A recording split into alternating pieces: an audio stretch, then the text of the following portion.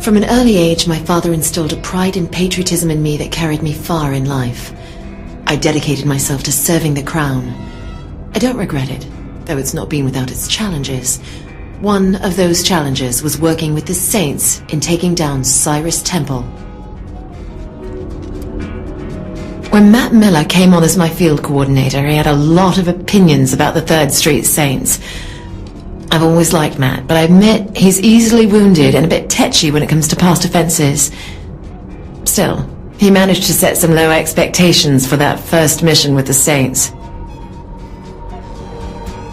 I'm a creature of habit, of structure, which doesn't fit well with the Saints' MO.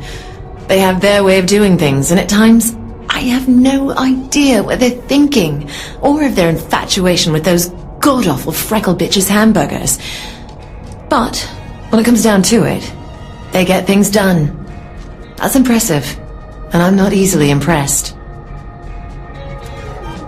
I built, I watched, and then I acted. That's how I brought the Vice Kings up to be one of the strongest crews in Stillwater. Only problem was my lieutenants didn't have the same patience. That bitch Tanya drove a wedge between Tony and Warren. Then she convinced Warren to try and take me out, only to stab him in the back and take it all for herself. I may have lost the Vice Kings, but killing her almost made it worth the trouble. Good thing the player was there to help. After the fall of the Vice Kings, I figured it was time to get out of the game. Living the life I had, I didn't want all that experience to go to waste. Figured a book would allow me to work out my demons and show the world what the game took from me. Didn't know it'd take off so well. Shit. If I had known back then what I do now, probably would have gone legit sooner.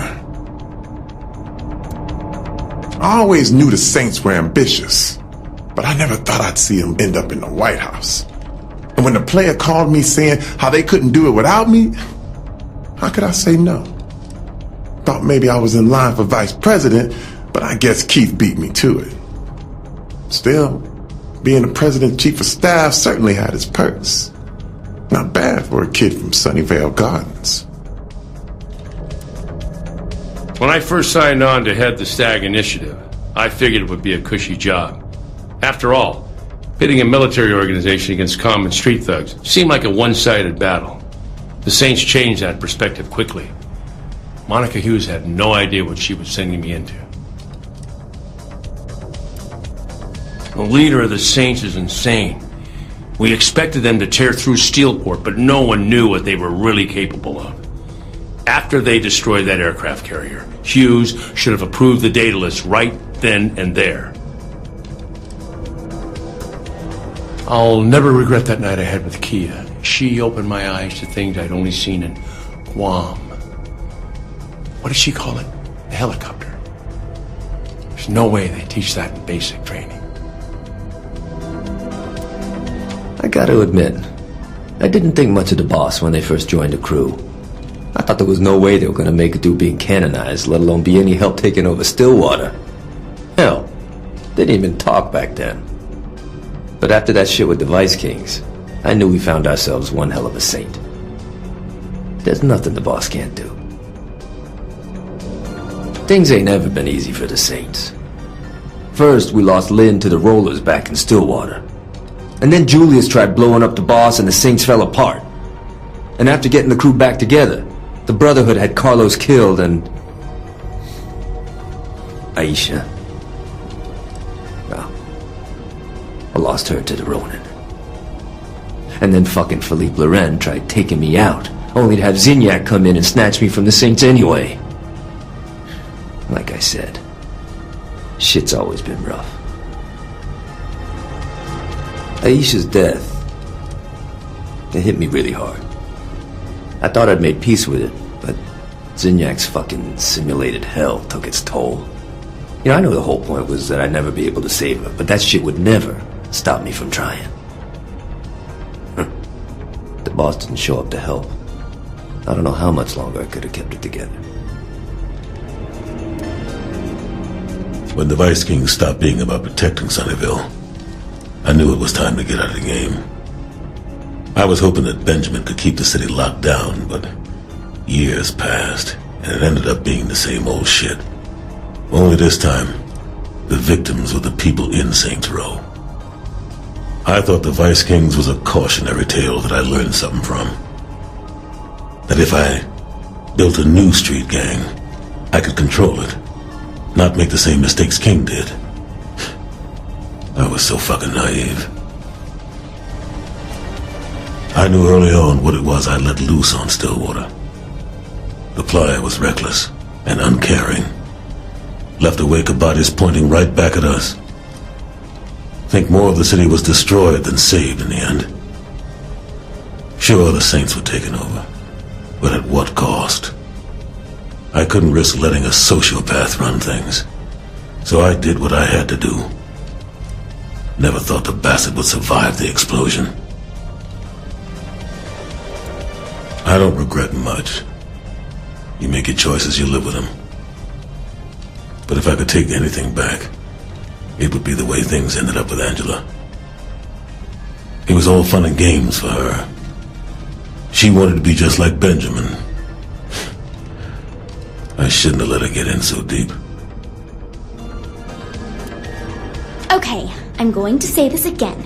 Why did we work with Matt Miller? Did everyone forget what he did to me back before I joined the Saints? I mean, come on! He set me up to be fired from the FBI and got all my ideas completely discredited just because they think I'm into kink? The truth of that aside, he ruined my life and now he's a good guy? This just isn't fair! First, I told the FBI. Then I told the Saints. Then I told the President and the entire Secret Service, and still they wouldn't listen. Now here we are, abducted by aliens and trapped in technology far beyond what we had on Earth. You know, if I'd only got the budget for my planetary defense system, we wouldn't be stuck up here dealing with the Zin. I mean, it would only have cost $3.1 billion. Hey, I tried to warn the military, but they didn't want to listen to the press secretary.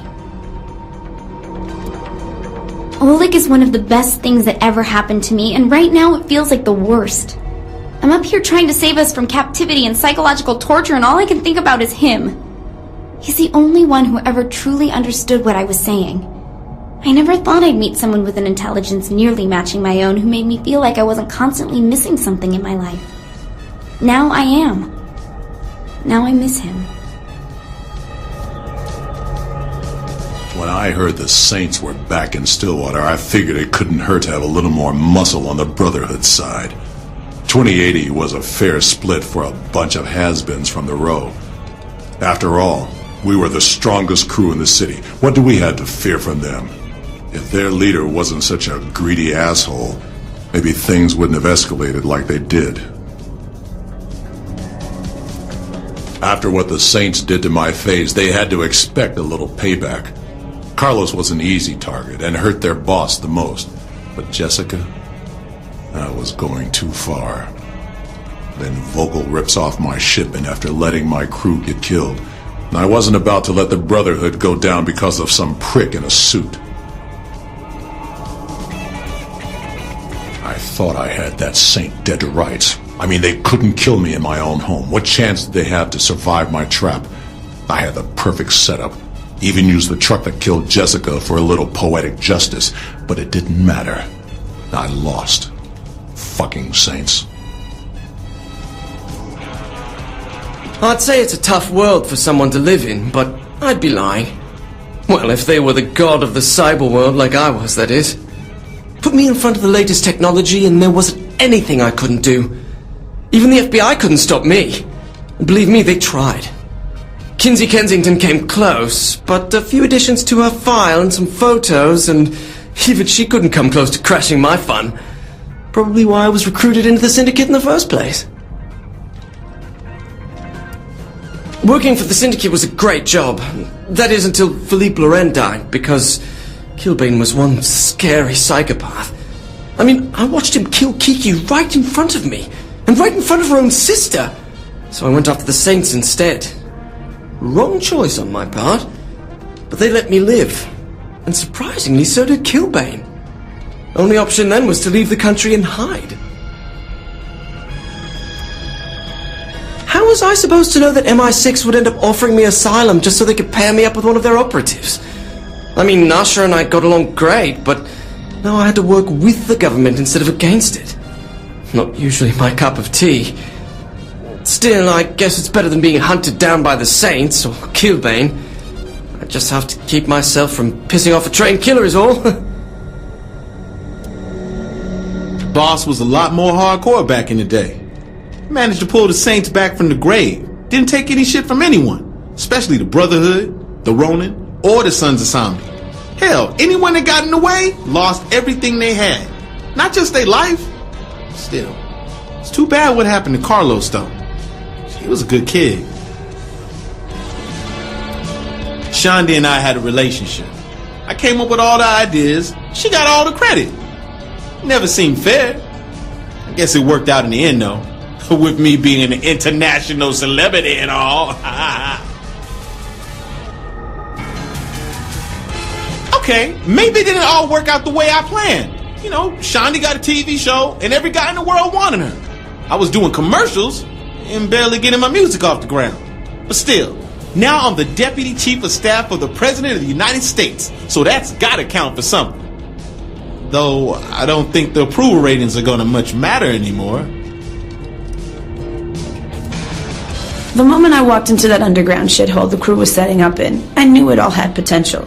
So the Saints had been out of the game a while. So what? We had the boss and we had Johnny Gat. What more did we need? I knew I was a little rough around the edges, but I was willing to learn. Then the boss goes and throws me the Sons of Samdi. Now that was a drag. I should have known dating that asshole was going to end badly. Veteran child. What kind of name is that anyway? Sure, he had hookups for some of the best drugs in Stillwater, but that's no excuse. And he comes and tries to kill me? Whatever. He didn't have a chance against the boss. I tried to warn him, but he never listened to me. Only the boss really did. Damn, we had some good parties after all that. Then again, I knew how to have a good time. A little Loa dust, some beer bongs, some hacky sack, and bam! Instant party. We all needed the distraction after taking over Ultor. And distractions are what I do best. I mean, what did any of us know about running a multi-billion-dollar company after all? Though a few hits off the light bulb later, we didn't really care. It's amazing looking back on how I used to be. Constantly baked out of my mind, always looking for the next party.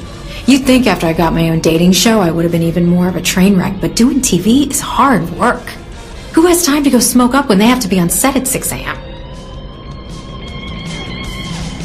Ever since that night on Loren's plane, things haven't been the same.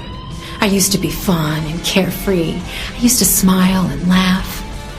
Now I just want everyone to pay for what the Syndicate did. Johnny didn't deserve to die like that. He was the toughest person I knew. And it's my fault. I should have gone back for him. The boss kept the crew together when we landed in Steelport. First we took out that asshole Philippe and then Killbane for what he did to Johnny's funeral. Stag was just icing on the cake, really. I thought I'd be happy with revenge, but it was never the same. Even when the boss won the election and we moved to the White House, I couldn't stop thinking about what Johnny would say about it all. Putting me in charge of the brothels was the best idea King ever had. There's no way anyone else in Stillwater would have been able to control the girls the way I did. It brought in the money, it brought in the clients, and it would have been the backbone of the Vice Kings if Gat and all the Saints hadn't ruined it all. King never had the control he thought he did over the Vice Kings. It was all me and Warren keeping things running. Well, mostly me. Warren's ego got just as big as Benjamin's in the end. He thought the two of us would rule the city. Guess he didn't know me like he thought he did. Warren, Tony, Alderman Hughes, I had them all wrapped around my finger. They would have died for me. Come to think of it, I guess they did. I'm not the first actor to move into politics, but I'm one of the better ones. Theater, film, television, animation, commercials. Shit, I've even done video games. Though video games aren't exactly renowned for their storytelling. Still, I'd conquered acting. By the time I got the call from the Saints, I was ready for something new. How did I go from award-winning actor to Vice President of the United States? Hell if I know. But when the head of the Saints calls you up and makes you an offer, well, it's something you consider. I liked the idea of being a statesman, having my name in the history books.